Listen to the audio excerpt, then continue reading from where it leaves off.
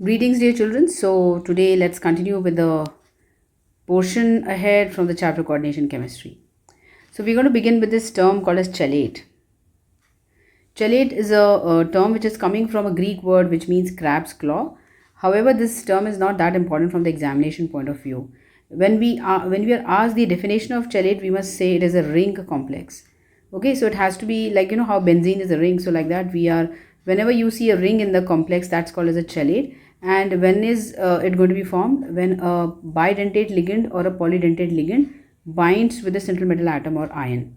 So I'll just give you an example of this. For example, I have a compound like, for example, I take CO, NH3, 4, 2 plus. Okay.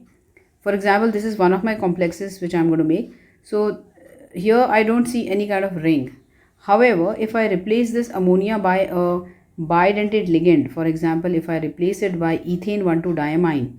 So ethane 1,2-diamine, it looks actually, I'll just draw the structure so as to, make it more clearer to all of you. So it will be like, CH2, CH2, NH2, NH2. So this one is going to be a, bidentate ligand, and from these two sides, you're going to have the donation of electrons, right? So since they can donate 2 electron pairs, and in this complex the coordination number of cobalt is 4, so I can just use this bidentate ligand 2 times. Now in short, this ligand is abbreviated as En. So whenever you are drawing a formula and you want to show ethane 1,2-diamine, there is no need of drawing the whole structure. You just have to write En, right? So when I write it like this, it will become COEN how many times? Of course, 2 times, because it will make 4 bonds. 1 En makes 2 bonds, 2 En makes 4 bonds. So this formula will change to COEN2, 2 plus, right? Now when you, let's say this complex has changed its formula from this, just change this. So let's assume that this was the first complex which I had, and now I have converted it into this complex. That means from a less stable complex to a more stable complex I am going. And in the initial complex I had 4 monodentate ligands, right? And after the second complex is formed, all the 4 monodentate ligands have been set free. All the 4 monodentate ligands have been set free. That means the number of ligands which have been released have increased, and we can say that the entropy has increased. So this leads to an increase in the entropy, and whenever entropy is increasing, it's always a very stable or a very good effect. So this kind of effect which gives rise to stability is going to be called as a chelate effect. So chelates are stable than the normal complexes because a ligand in the chelate, one ligand will be connecting to the central metal atom by more than one bond. It can be 2 bonds, or it can be 3, 4, 5, 6, as many denticity you have. So the denticity, the word means number of attaching sites. So denticity will be number of attaching sites. So how many sites are there by which you can attach a ligand to the central metal atom or ion? So in the case of En, the denticity would be 2, because you can attach the En through 2 different sites, nitrogen, nitrogen. So that was chelate. So the ring complex is called chelate, and the process of formation of a chelate is going to be called as chelation. That's quite simple to understand. The next thing is, let's try to name these two complexes, because we've already started doing this in a previous session also. So the first complex, you can see it is having the charge on ammonia is 0. It is a neutral ligand, and cobalt has to have the charge of +2, because this whole complex,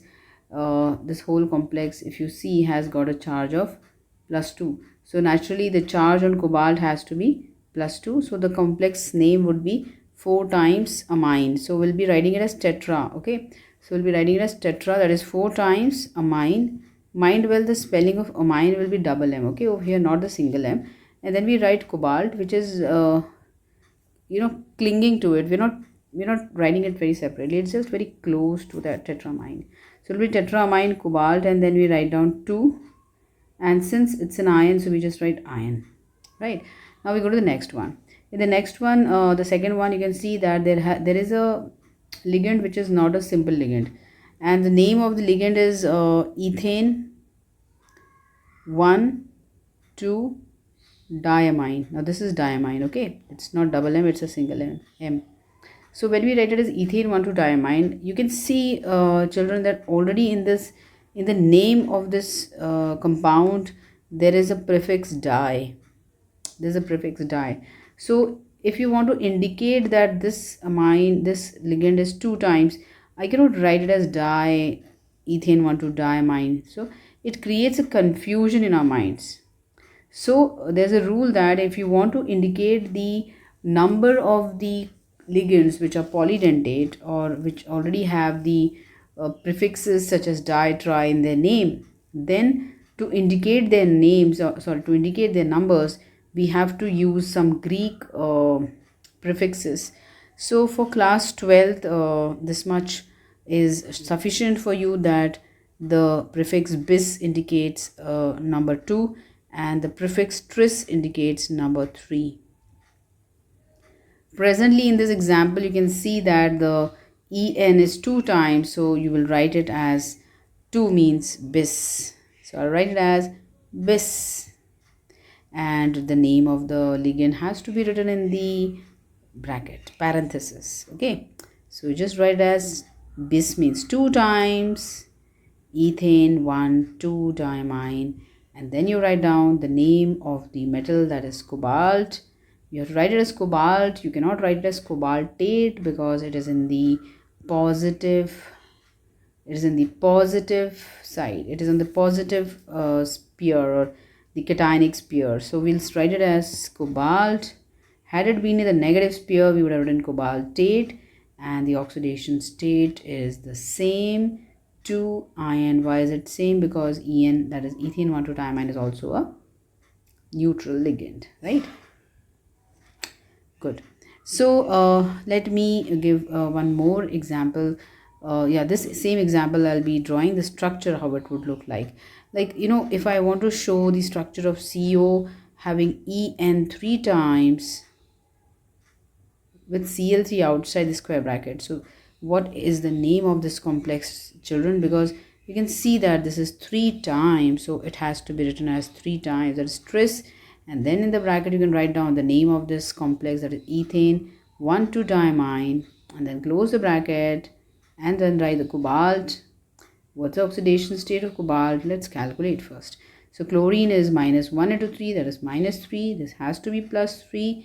En is 0. This will be +3. So the name would be cobalt 3. And then leave little space. You have to leave little space and write chloride. Okay, so you don't have to write trichloride. There is no need of writing tri, di, tetra, etc. for the counter ions. You just need to mention it for the ligands which are present inside the square bracket. Let's go to draw the structure. So to draw the structure, we'll be drawing cobalt in the center with the coordinate bonds 1, 2, 3, 4, 5, 6. Of course, it has to be coordinate bonds from donor to acceptor. And how many En you have taken? So you have taken 3 Ens. So very simply, you just write En and then just draw like this. Okay, you can see.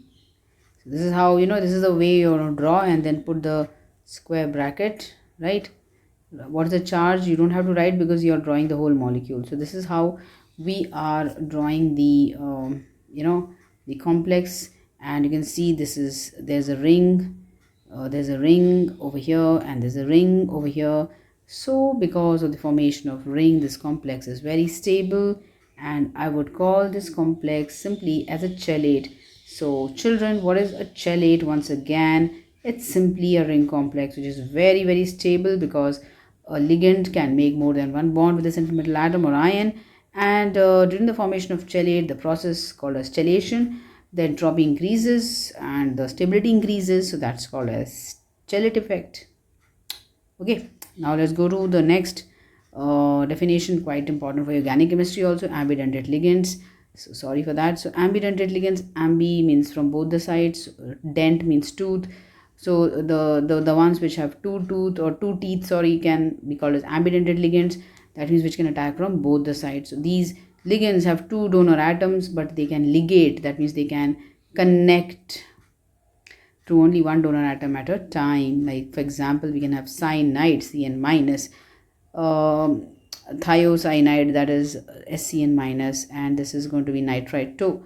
So let me just change this NO2 minus, right? So nitrite 2 will look like this. So cyanido means you have to it's not going to be called as cyano or isocyano. This was in the previous nomenclature, but now the rules we have, there have been some amendments in the rules. So cyano is no longer called cyano, it will be called as cyanido, and its isomer will be called as isocyanido. So how does cyanido looks like is, like for example, you have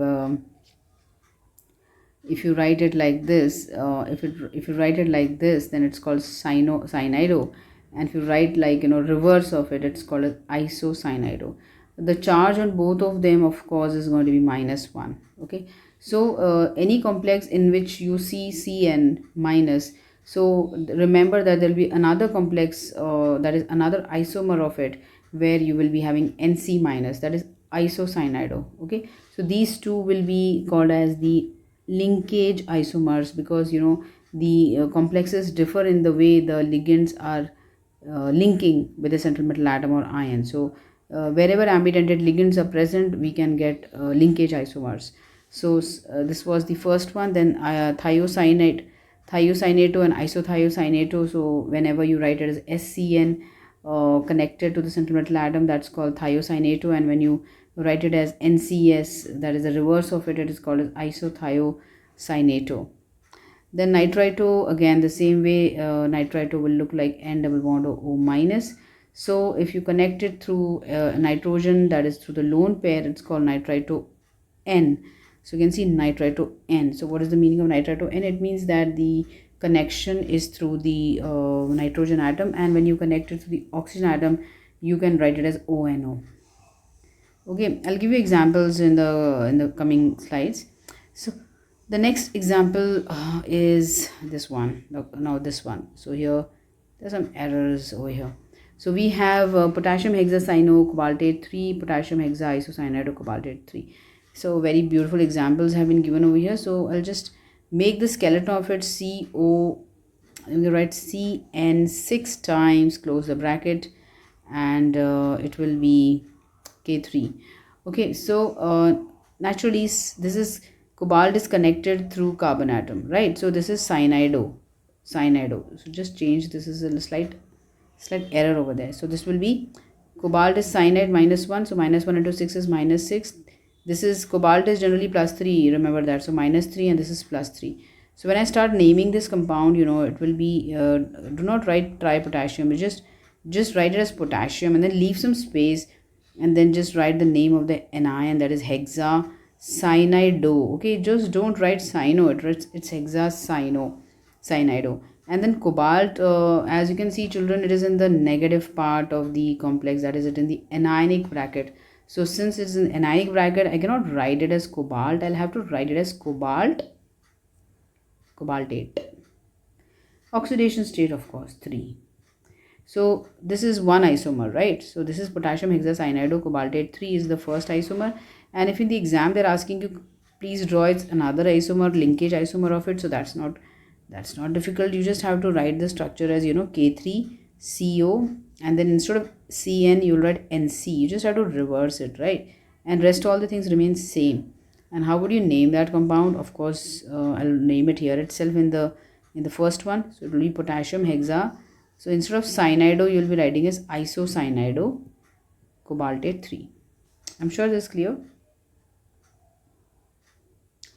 The next concept which we already completed in the previous sessions only, that's coordination number. And coordination number basically talks about the number of ligand donor atoms to which the central metal atom or ion is directly bonded. So you can have the coordination number right from 1 to 12, and the most common ones are 4, 5, 6, which we have seen. 4 coordination number can have the geometry of square planar, or it can have the geometry of tetrahedral. Then for the 5 you can have trigonal, bipyramidal, right? and then the 6 you can have the octahedral. So this is how you can have it. Then the hybridizations also we have mentioned over here, like 6 you can have sp3d2 or d2sp3, and for 4 you can have dsp2 or sp3. So this 6 and 4 are actually important for your class 12th board examination. So the question which you can see here is find the coordination number and name. So that's the way we are going to do it. So let's write this formula properly. This is not come in a good way. So the formula was PTCl4. Okay, PTCl4, and of course Cl has to be enclosed in the parenthesis. So Cl4 minus 2. So you can see that the primary valency of platinum has to be calculated. So as the overall charge is minus 2, and you all know the charge on chlorine is minus 1, so minus 1 into 4 is minus 4, and therefore platinum is plus 2. So plus 2 will be the primary valency of the platinum, and you can see that platinum is connected to 4 chlorides, and chlorides are monodentate. That means you can just make one bond with one Cl minus. So there are total 4 Cl bonds. So the 4 is the secondary valency of the coordination number of the platinum, and its name is like hexachloridoplatinate 2 ion. Now of course we are writing platinate because it's in the negative. It's in the negative part of the complex. Negative means it's in the anionic part of the complex. Then the next one is like just a minute. So the next one you can see it's this complete thing is just skip that. I'll just draw the structure of this. Like in board examination sometimes they'll give you the name of the complex and they can ask you the formula or the structure of it or the formula of it. So how to write it is very easy. You can see it's written dichlorido. So you just write down di means 2 times. So you just write chlorine 2 times. Then it's written bis oxalato. So oxalato is going to be alphabetically, it's starting with O. So naturally it will be written after the chlorine, because chlorine starts with C and oxalato starts with O. So try to arrange the ligands in the alphabetical order in the formula. So oxalato is C2O4, so it has to be written bis means 2 times. So we'll just write it 2 times. Okay, so I think there's no need of writing bis here because oxalato is just a simple ligand. Okay, so just write dioxalato. So dioxalato is again this is 2 times, and platinum is written as platinate. So I'll just write platinate, and it's plus 4 because it's written here 4. So you just write plus 4, and 8 means it's in the negative. It's in the negative part of the complex. That means there must be something positive on the left side. So we'll just leave space for that positive thing on the left side, and this is on the right side, that is a negative. And let's now try to see what is the charge on my ion, because it's not a complete complex, it's an ion. So let's elucidate the charge. They've already given us a charge on platinum as 4, and chlorine you already know it's minus 2. Oxalate you already know it's minus 2, so minus 2 multiplied by 2 is minus 4. So when you just sum it up, it comes to minus 2. So this is how the formula and the structure can be drawn. Now let's come to the coordination pair or entity. We've already done this. So it's a term which indicates it's the coordination entity is denoted by square brackets. It contains the central metal atom or ion which is attached with the ligands. Then we have homoleptic complexes, the complex which contains only one type of ligand. Like for example, we had hexachloridoplatinate 4 ion that only contained chloride ligand. So this is not correct. The structure would look like the one which we discussed. Hexachlorido means you have to write Cl 6 times, platinum, and just make it in the bracket. The square bracket indicates the coordination in sphere, and then write the charge on platinum. It is 4 plus. Chlorine is minus 1 into 6 minus 6, so the overall charge is minus 2, right? I'm sure it's understood.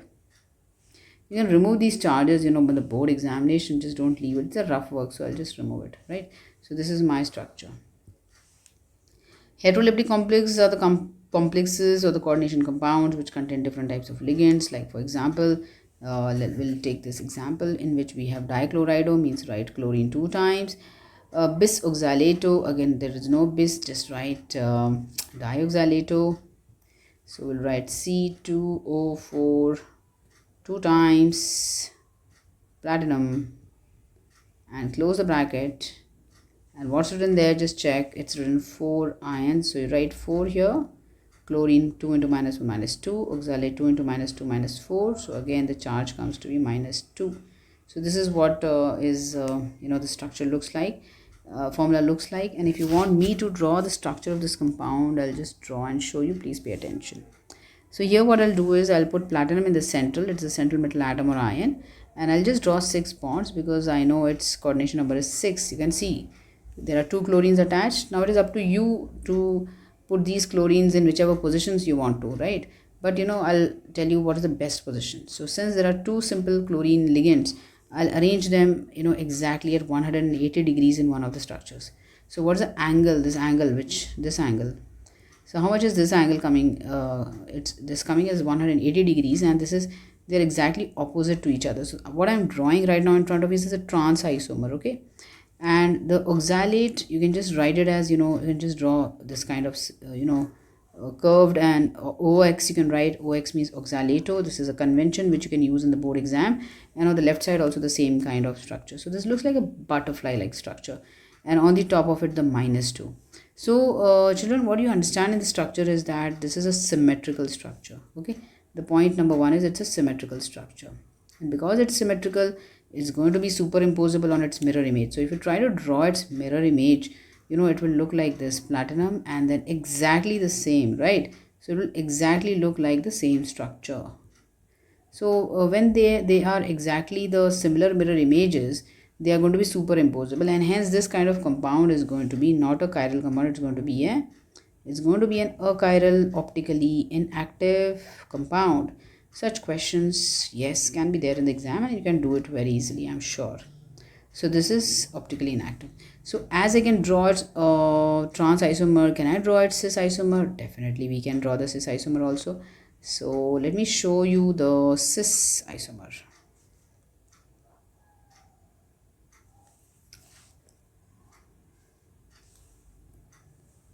So this cis isomer would look like this. So we have platinum, we have 1 2 3 4 5 6, and you can draw the chlorine atoms on any of the 2 adjacent bonds, any 2, and the bond between them is going to be 90 degrees, okay?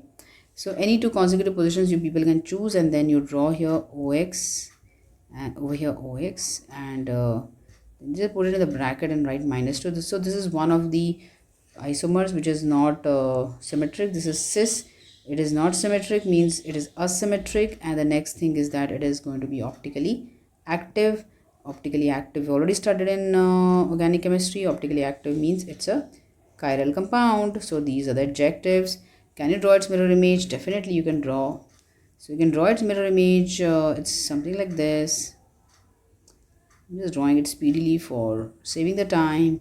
So you will have Cl, Cl, OX, OX, put it in the bracket, and right on the top -2. So you can say, if I just label this, if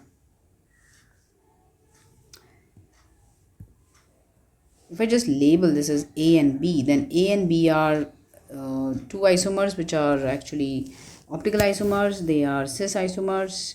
Geometrically they are cis isomers, and optically they are enantiomers. So what is the geometric and optical? So geometric means their positions, whether it is cis or trans, whether it is on the same side, the ligands are on the similar ligands are on the same side, so it's called cis. If similar ligands are on the opposite side 180 degrees, it's called trans. So they are not only geometrical isomers, but they also have the capability of being the optical isomers. Like the cis, you can see the 2 cis isomers A and B are the mirror images, and they are non-superimposable on each other, so they are also optically active.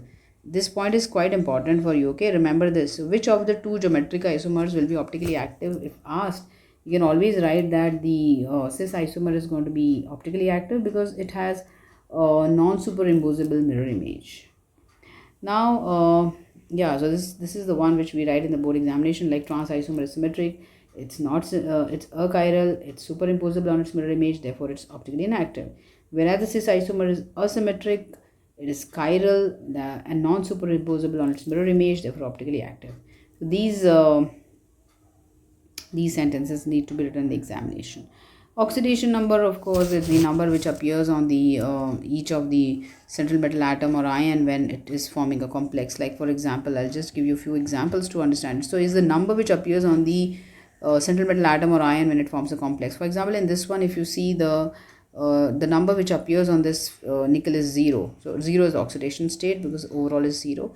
Then if you take this example, CuH2O 4 times 2 plus, then what is the oxidation state on copper? This is 0, so this is plus 2. Okay, so this is how we write down in the examination. That's I think you can easily write on your own. NiCN4 minus 2. So naturally in this complex the oxidation state of cyanide is minus 4 and this has to be plus 2. So the oxidation state is plus 2. So just quickly once again let's recap. Nickel 0 is the oxidation state as well as the primary valency. Nickel 4 is the coordination number as well as the secondary valency. Then in the second example, copper has the primary valency of plus 2 and it has got a secondary valency of 4 because it is making 4 bonds with the water ligand. In the third example, nickel has the oxidation state of plus 2, that means it is a primary valency, and it has the coordination number of 4 because it is making 4 bonds with the cyanide ligand. So I think that was the important point, and after that in the next session we are going to start with the nomenclature. Some more examples I'll take because I don't want to make the video too long for you to not sit and you lose your concentration span also. Finally, the oxidation state, how is it represented? So we can, I'll just read out the definition of this. It's a charge the central metal atom or ion carries if all the ligands are removed that donate electron pairs shared with the central metal atom. So there's no need of mugging up this entire definition as it is given in the NCERT textbook. Rather, you can make your own answers by saying that it is a charge which a metal atom or ion gets after it forms a complex compound. So how do you denote it? It's denoted by Roman numerals in the brackets. Parenthesis means bracket. It's a plural, so parenthesis SIS will be the singular one. I think so. We'll stop here right now, children, and please start studying and go through the session if you want to know the technical terms which are involved, because a lot of 1 mark questions are asked in this chapter and 2 marks questions also in theory, then isomerism, short notes kind of things. So we'll continue with this next session. We'll begin with nomenclature. Thank you so much. Good day. God bless you. Keep working hard and enjoy.